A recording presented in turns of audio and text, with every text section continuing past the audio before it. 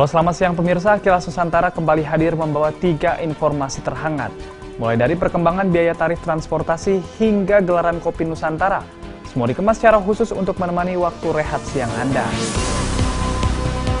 Kita awali kabar pertama mengenai tarif transportasi. Menteri Perhubungan Budi Karya Sumadi mengatakan pihaknya akan melakukan penyesuaian tarif angkutan umum kelas ekonomi, khususnya moda transportasi darat. Menhub menyebut penyesuaian tarif ini akan berkisar naik di rentan 11 hingga 40%. Beralih ke kabar selanjutnya perihal penyesuaian harga BBM. Kali ini pemerintah Kota Pekalongan mengambil langkah antisipasi dampak akibat naiknya harga bahan bakar. Salah satu strategi yang diterapkan yakni langsung menyalurkan bantuan sosial serta berkolaborasi dengan lembaga terkait. Selanjutnya kita bakal melihat dan juga belajar keunikan Kopi Nusantara dalam pagelaran Jogja Coffee Week 2. Seperti apa ya kira-kira pemirsa? Berikut kabar selengkapnya. Kementerian Perhubungan melakukan sejumlah langkah untuk menangani dampak kenaikan harga bahan bakar minyak BBM yang telah ditetapkan pemerintah mulai 3 September 2022. Melalui pernyataan pers secara daring, Menteri Perhubungan Budi Karya Sumadi, Senin 5 September mengatakan, pihaknya akan melakukan penyesuaian tarif angkutan umum kelas ekonomi, khususnya pada moda transportasi darat. Kajian yang dilakukan yaitu terkait tarif penumpang ekonomi angkutan antar kota antar provinsi AKAP, dan juga penyesuaian tarif ojek daring atau ojol. Sebab menurutnya komponen bahan bakar menjadi komponen yang besar pada operasional layanan transportasi, yakni antara 11 hingga 40%. Sehingga berbagai penyesuaian pun harus dilakukan pemerintah. Besaran penyesuaian akan ditentukan oleh kajian yang tengah dan akan kami lakukan dan hasilnya akan disampaikan dalam waktu dekat. Penyesuaian tarif ojek online juga akan kami umumkan dalam 2 hari ke depan dengan besaran yang telah kami sesuaikan dengan kondisi terakhir, termasuk dampak penyesuaian BBM bersubsidi. Agar penerapan penyesuaian tarif dapat berjalan baik, Menhub meminta Direktorat Jenderal Perhubungan Darat untuk mengintensifkan komunikasi dengan mitra pengemudi ojol dan pihak aplikator. Sementara dampak terhadap moda transportasi laut, udara, dan kereta api kelas ekonomi, menurut Menhub tidak terlalu signifikan. Namun, pemerintah tetap akan melakukan kajian dan akan diumumkan dalam waktu dekat. Tim Kantor Berita Antara mewartakan.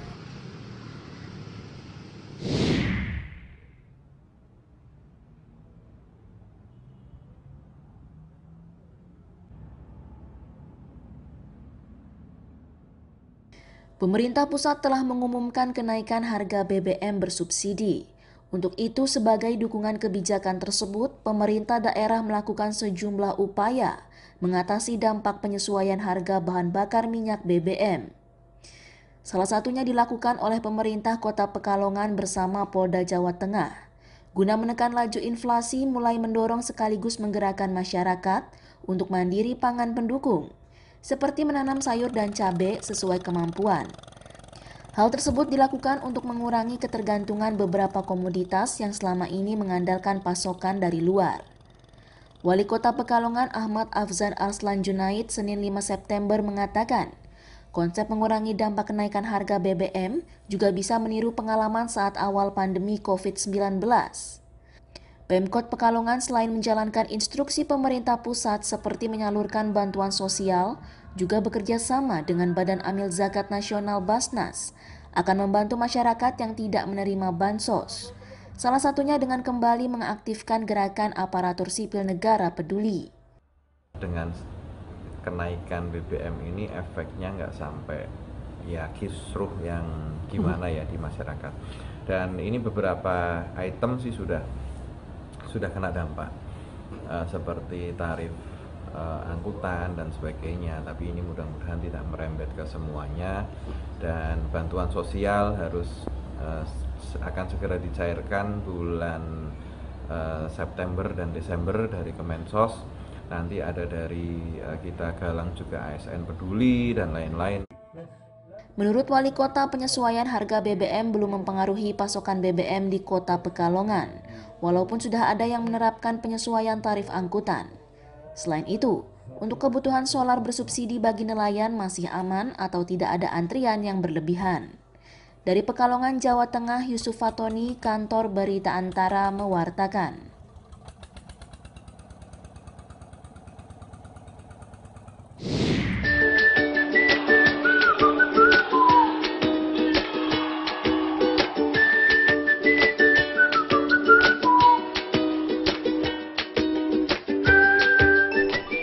Jogja Coffee Week kembali digelar yang dikemas dalam bentuk kompetisi, edukasi, dan lelang biji kopi.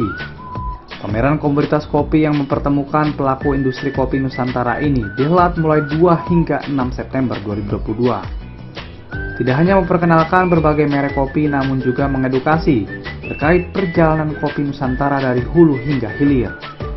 Aulia, salah satu peserta pameran Jogja Coffee Week, ingin kembali mengangkat kopi original dari daerah Gayo Aceh. Selain itu, menurutnya saat ini banyak pecinta kopi mulai banyak menyukai kopi racikan seperti kopi susu. Kita lagi mempromosikan kembali, mengangkat kembali di mana kopi-kopi manual brew ini bisa dinikmati ke seluruh kalangan gitu, bukan cuma kopi susu aja. Begitu juga dengan Samuel Abdi Utomo, salah satu pelaku industri kopi Nusantara, yang fokus memperkenalkan jenis kopi Liberica. Menurut Samuel, jenis kopi Liberica belum banyak dibudidayakan di Indonesia.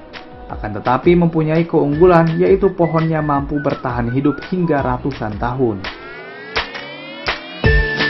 Liberica itu perlu juga dikopinisasikan di Indonesia, karena itu memberi warna di tingkat internasional. Jadi Liberica kami bisa kita cupping, kita aging semua di umur 1 tahun 7 bulan proses itu. Sudah berminyak, dia kadarnya 12%, sizingnya pas, primary defect buang, secondary defect dibuang. Itu sudah aturan yang sangat sempurna yang pernah kami ciptakan. Bisa menghasilkan berapa? Setengah kental 50 kilo sampai 1 kental. Tinggal tergantung besar kecilnya pohon.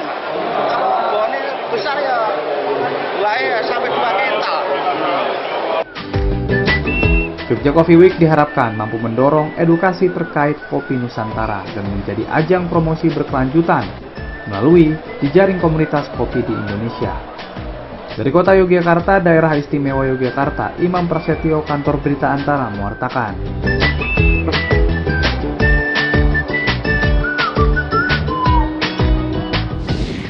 Pemirsa, berbicara soal keunikan kopi Nusantara, tentu setiap daerah di Indonesia memiliki keunikannya masing-masing. Hal ini menjadi pertanda bahwa bangsa kita memiliki sumber daya yang melimpah. Bagi pemirsa yang tak ingin ketinggalan soal keunikan Nusantara, Anda bisa mengaksesnya di laman antaranews.com, YouTube Antara TV Indonesia, dan juga kanal UCTV. Malam nanti pukul 20 waktu Indonesia Barat, Kilas Nusantara akan kembali hadir menyapa Anda dengan 3 kabar terkini. Selamat siang dan sampai jumpa.